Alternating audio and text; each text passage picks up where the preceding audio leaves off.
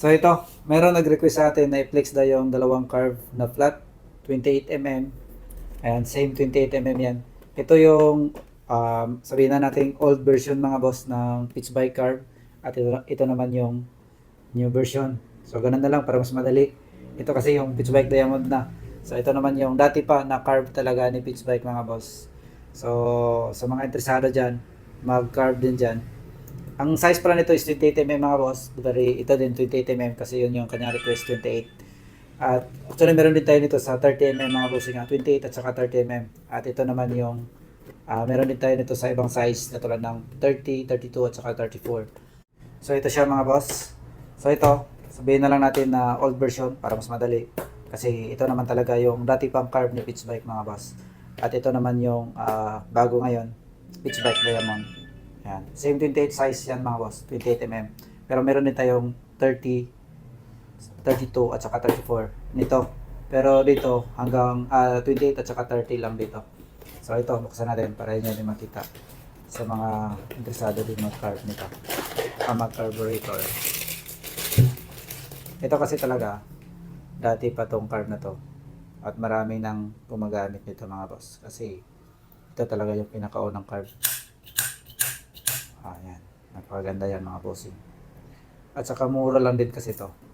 Kung i-compare mo dito sa pitch bike diamond.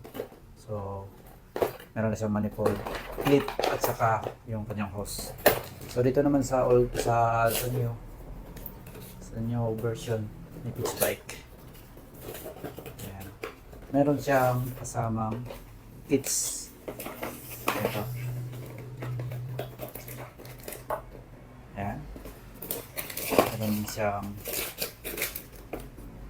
Meron na siyang kasamang adjustable needle, dalawang minjet at saka slow jet.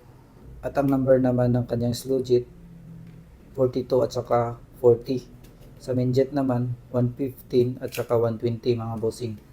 Ayan, adjustable na yung kanyang needle mga boss. Ayan. At rubber manifold ito. At yung mismong carb natin. Okay. Ito siya. So sa mga gustong subukan yung performance nito. Ayan. Maganda to mga boss. Solid to. Pitch bike diamond carb. Kaya lang, yun nga, yung sinabi ko sa inyo. Kung gusto niyo ng mas mura-mura, ayun, ito. Yung dati, carb. Pero kung gusto niyo, kung may budget kayo, ito mas maganda. So, ayan lang mga bossing. Same lang naman sila maganda. Ito, meron na siyang velocity.